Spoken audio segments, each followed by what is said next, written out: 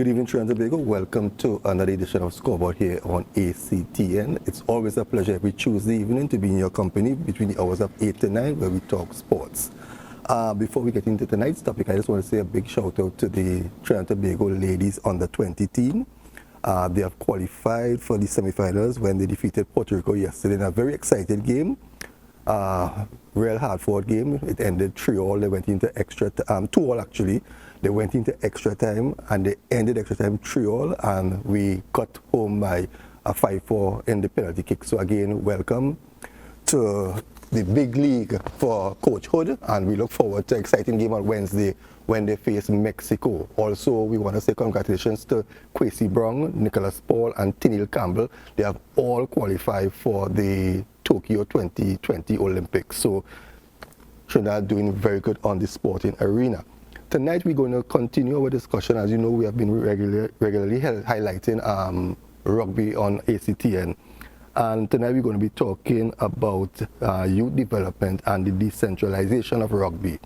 And let me introduce my guests for this evening. It's Mr. Carl Muckett, the coordinator for the youth program. Carl, it's a pleasure. Thank you. And we have, let me make sure, we have Cleason Green. She is the secretary of the East Rugby Zone, and that is a new entity that has just opened up, and it's all connected to the decentralization of rugby. Yeah. Right? So let me start with you first. Tell me a bit about your program, which is going to be at YTC on the 7th, a symposium on rugby. Yeah. What is this all about? All right, so the Youth Symposium, which would be held at the Youth Training Center on Saturday, is an initiative of the TTRFU. Mm-hmm. This is the second year they will be hosting it, partnering with the Youth Training Center mentorship team. Mm-hmm. This year, they would have added in the feature of a career fair.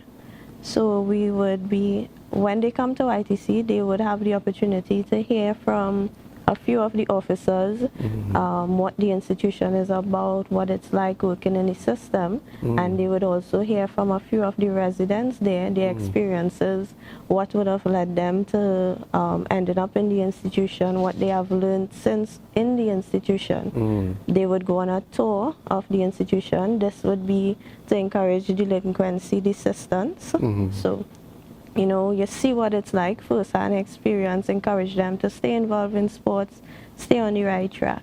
And then we have the different persons coming to give them advice in terms of career. Mm-hmm. And we also have different universities coming to give them options in terms of what they offer, how they could sign up, what are the prerequisites necessary. Mm-hmm. We also have a presentation that would be on risky behavior. So it will be a day filled with different youth empowering sessions. So is this open to the younger rugby players, or it's open across the board for anybody who involved in rugby to attend? So we are going to focus mainly on, I'd say, the teenage players, okay. So under 19s. Okay, Yeah, so mostly Right. the youth. And what time It is going to starts? be from 9 a.m. to 1 p.m. Okay. And how ready are you all, you know, to... And this is first year or the second year? Second year. Okay, if we backtrack a bit, coming out of first year, what were some of the positives that came out of the first installment? I would speak mainly from the club that I work closely with, which would be Radius. Okay. And a lot of the young persons after the discussion was, you know, they didn't know this is what the institution was like. They didn't know some of the reasons you could end up in the institution. You know, we know the more popular offenses committed, and then there are some that are more minor, you know, like being beyond control and breach of school rules. So a lot of the young persons who were on the tour were actually well informed. Yes, and of course, you know, the coming out of it, it was like, I don't want to end up in there or need to stay on the right track, these kind of things. So I think it definitely has a positive impact, and we are very excited for Saturday. And what was the turnout like? Last year we had in excess of 100 persons. Okay. I would say probably just around 120. Yeah. And this year we're hoping to have about same 120 in attendance. Okay. Caldwell, you know, what I'm hearing there now, it falls under youth development, because that's a part of developing the young people and them. So I know that you want to chat a bit about youth development and the decentralization of rugby. So the floor is open for you. Yeah, so could be just about 10 years or just over 10 years ago, we started the TTRFU Youth Development Program, and we mainly focused on empowering coaches to go to communities, remove barriers to participation in rugby, get more persons involved. But within about the past 2 or 3 years, we recognize that we may not be doing as well as we could in terms of the overall development of young people. What the research seems to be showing is that young people could develop in 4 areas: within socializing settings like the home, the school, the church, in communities, in organizations like YTC, perhaps Smile at My Path. And what we recognize is that we have issues in the home, we have issues in the community, and in some of the programs we also have issues. And if the TTRFU has the air of young persons by virtue of their participation in sport, we could serve as an additional outlet for their development. We could serve as an additional outlet in terms of creating caring and responsible young adults, trying to put them on a path to what we call a promising future with real possibilities. So we added the dimension to our youth development program of overall development. And there's where the discussion in terms of the life skills and the career fair and the university fair, those are when the discussions really started. So we're actually looking at the experience that the young persons within rugby, the experience they would have. Because it's not just participation in sport that would create a responsible young adult, is the quality of the experience. So we're talking about our coaches being of a particular quality. We're talking about our programs having clear goals, and not just clear goals, but clear methodologies and strategies to achieve the clear goals that we set for our young people. And the conversation is evolving into the creation of, last time I was here, we talked about that, the education committee of the TTRFU, where the education committee would be focused on creating more intelligent players, it would be focused on creating more intelligent coaches, it would be focused on empowering persons who work with young people to be of greater service to young people as a whole. So those are some of the things we're working on in terms of the education committee. Now, what we recognize too is that rugby was introduced in Trinidad, according to the information that I have, in 1922. We're in 2020, which means essentially in the next 2 years, it's going to be 100 years of rugby in Trinidad and Tobago. And we have 14 clubs. The clubs are mainly confined to the Port of Spain geography, the north, per se. In the TTRFU has a social contract with every young person in Trinidad and Tobago. We must provide opportunities for all young persons. So we can't do that from Port of Spain. So our thinking is that if we create zonal executives and we create zonal competitive blocks, we would do a lot more for the youth of Trinidad and Tobago. In that regard, we've divided the country for now, in an interim, into the South Zone, the East Zone, the North Zone, and Tobago. And we're attempting to create 6 teams within each zone. So we'd have 6 teams in Port of Spain, 6 teams in the South, 6 teams in the East, 4 teams. We're going with 4 teams in Tobago to start off with. And we're going to decentralize the competitions. So you're going to play within your zone. Oh, okay, yeah. And you would be ranked within your zone, 1 to 6. And then you're going to play in inter-zone. So if you're ranked 1 and 2 in your zone, you're going to play against 1 and 2 in the other 3 zones, and then you would be ranked the top 8 in the country. If you're ranked 3rd and 4th in your zone, you'd play against the other 3rd and 4th, and you would be ranked 9 to 16. Correct. Yeah. And then if you're 5th and 6th, you'd play against the other 5th and 6th, and you would be ranked, well, 17 to 2, I think it would be, because it would be 22 teams. And the top tier would be called the President's Cup. Okay. The second tier would be called the President's Bowl, and the third tier would be the plate tournament. Yeah. I think they do that in cricket abroad. You know. So, yeah. So that's the model that we're aspiring to.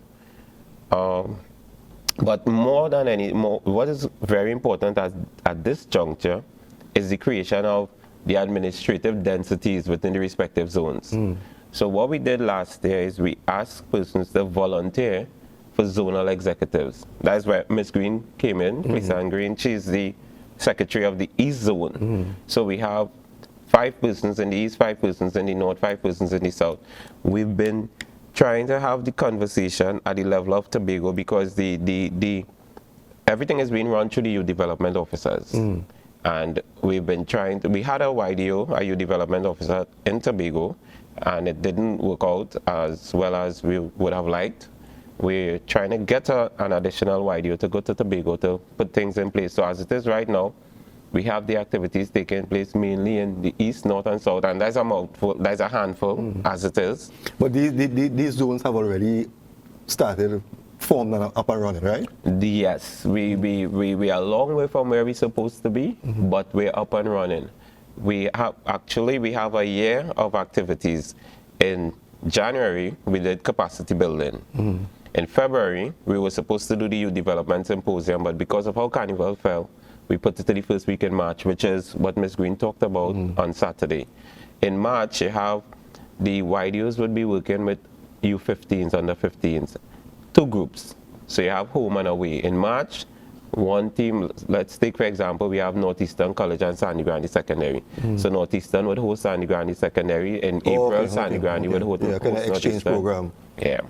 In May, we have the interzone tournament. So the 6 teams within the North and the respective zones will play amongst each other. And then in June, the top 2, middle 2, bottom 2 will play across in the interzone competition, which would allow us to rank the youth teams in the country 1 to 18. We may not necessarily get 18 because we're trying to focus on women's development best as we could. But the women's development may not go as fast as the male participation. So if a YDO has female participation and say, I'm going to sacrifice my male aspect for a female aspect, we're happy with that. Okay. So we may not necessarily have 1 to 18 because we may have 4 or 5 female teams in the mix. Okay? So we may have the 1 to 15 by the end of June. In July, August, and September, we're going to be having U16 and U18 festivals, which will be the first time we're actually having the U16 and the U18 festivals. And in October, they're going to be preparing for 7s. And then we'd have 7s in November, and we'd have a award function in December. So we have it's up and running, the zones are up and running. So basically everything that you all have planned from 2020 is in keeping to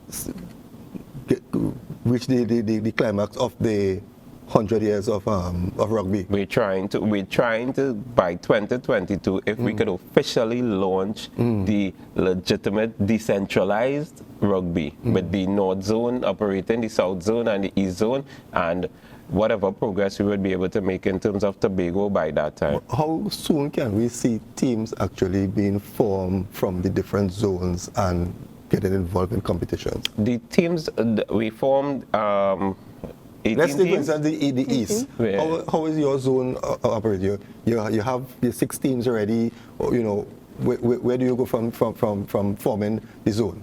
Right, so we don't have a full 6 teams yet, but we are working. We have Northeastern College, we have Sandy Grande Secondary, we have 5 Rivers Secondary. Okay. We have a community program within Maloney. Then we have Radius RFC, which operates out of Eddie Hart, which is a mixture of students from various schools.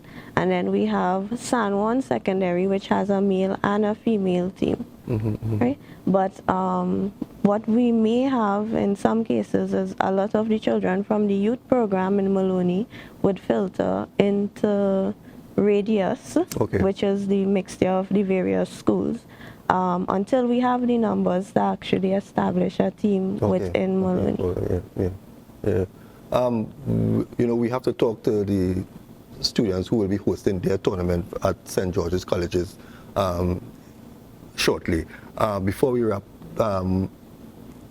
anything you want to tell us, to further advance the sport of rugby? Well, just to say, we know where we want to get to. We have these nice goals, but the current executive, led by Mr. Colin Peters, more than anything else, all we are attempting to do is create these structures that would allow for the spread of the game and the sustainable growth of the game. And we aim to be enablers. And when you hear from the students of St. George's College, they will tell you that we are supporting them in everything that they're doing. And that's all we want to do. All the ideas that anybody could come up with, once we could find a way to support in terms of the growth of the game, that is what we're after. Since you have been involved in rugby up to this present time,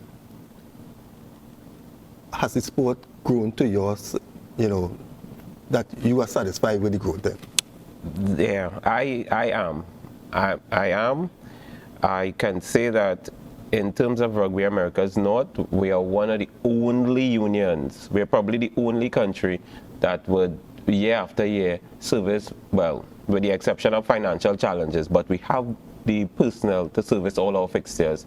The senior men's 15s, senior men's 7s, women's 7s, women's 10s, girls, boys. We have the personnel, and I think we're one of the, apart from perhaps the US and Canada, in terms of Rugby Americas North, we're one of the only unions that could do that.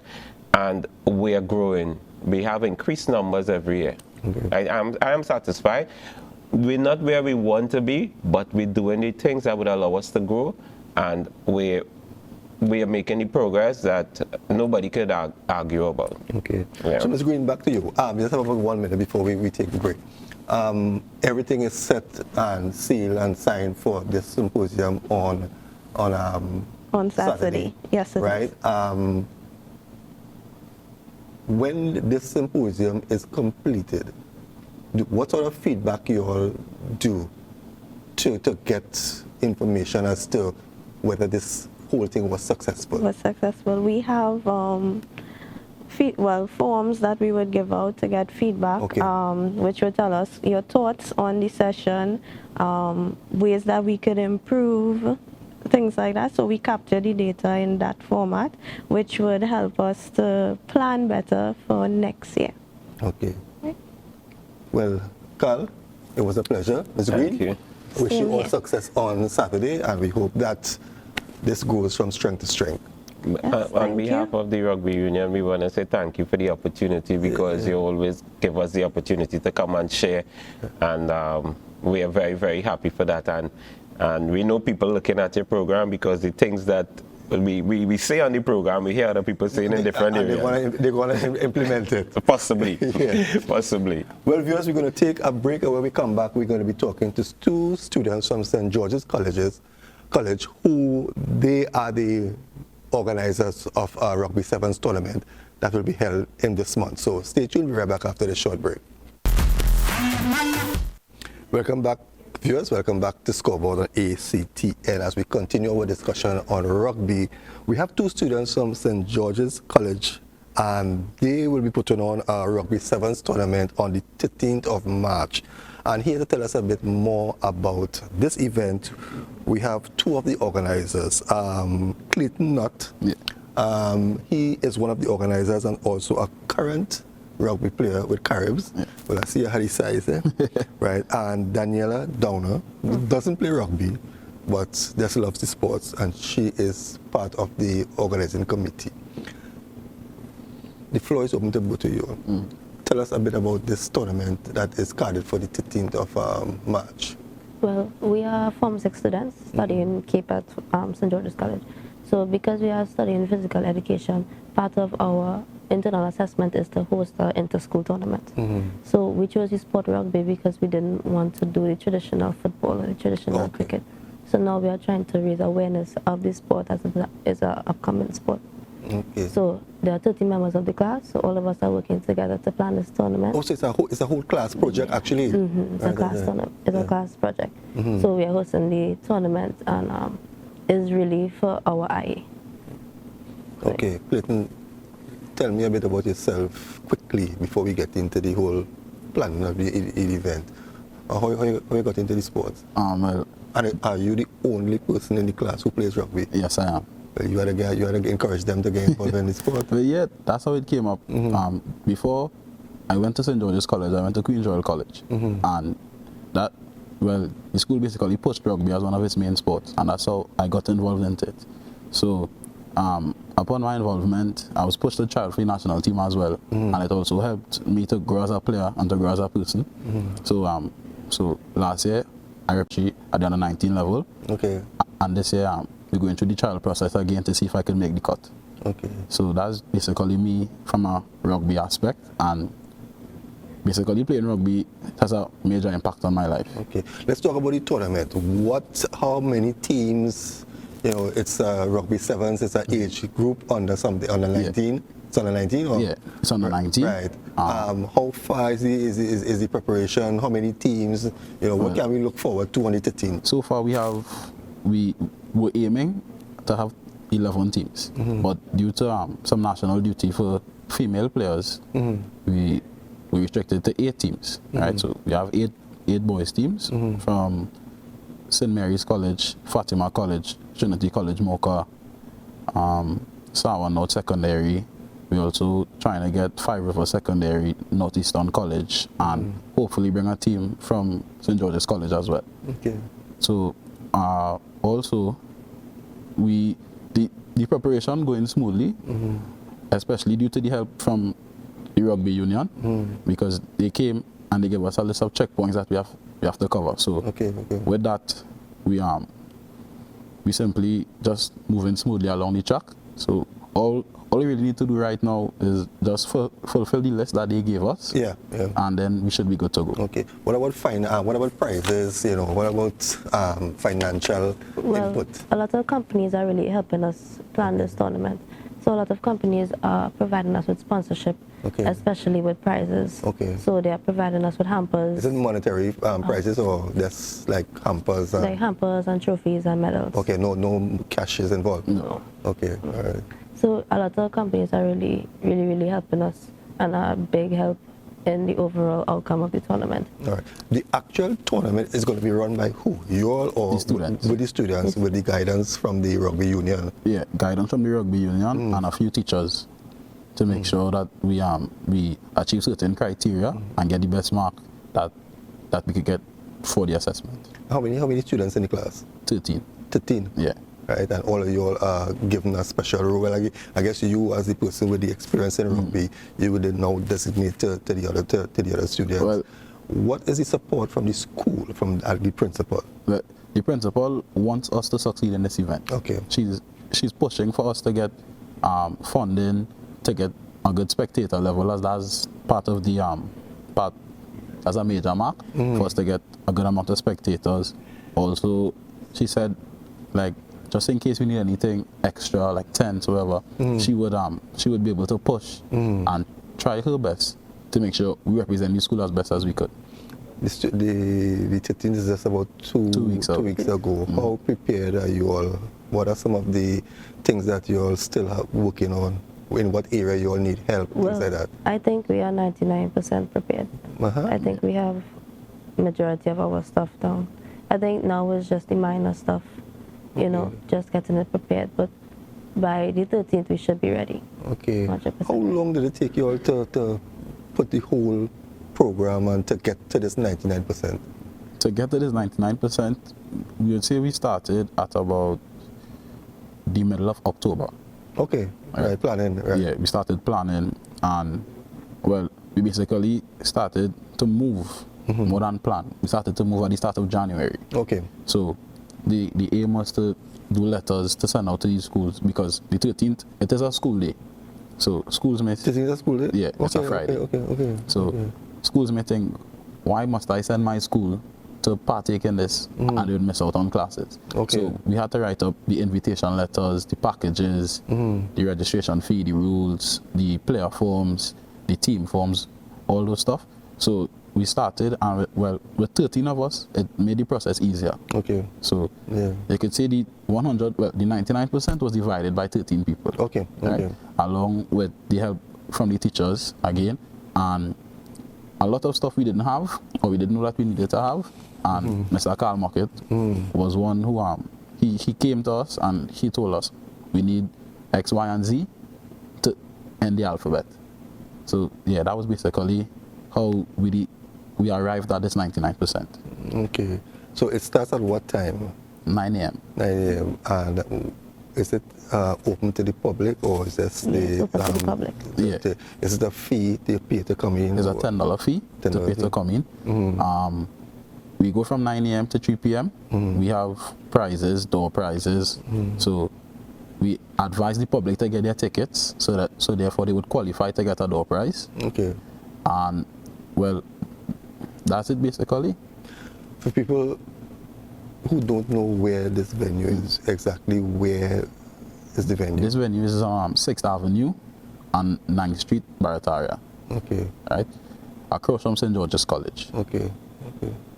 Is there anything you would like to say to the public to encourage them, to attend this event? Yeah, I would like to tell the public that rugby is a growing sport in Trinidad.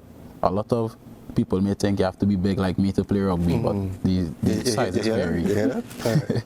Yeah, the sizes vary, and it's a sport that's open to anybody. Right? I wouldn't discourage anyone from playing rugby, because I've seen some persons less than half my size made tackles on me already. So it is possible, and I encourage the public to come and support rugby, as it's a growing sport not only in Trinidad but throughout the world.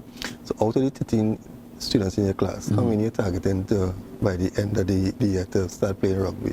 About 5. About 5. Yeah. She's included? Yeah, she is included.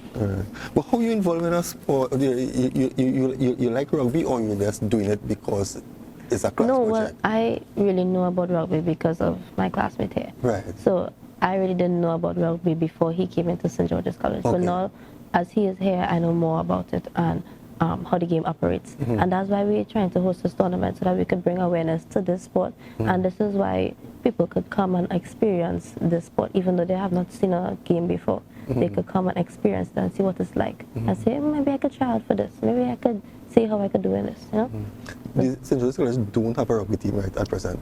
Not presently, but we have had national athletes produced from St. George's College before. Like? Ronaldo Bermudez, Jarrell Beard, and one more.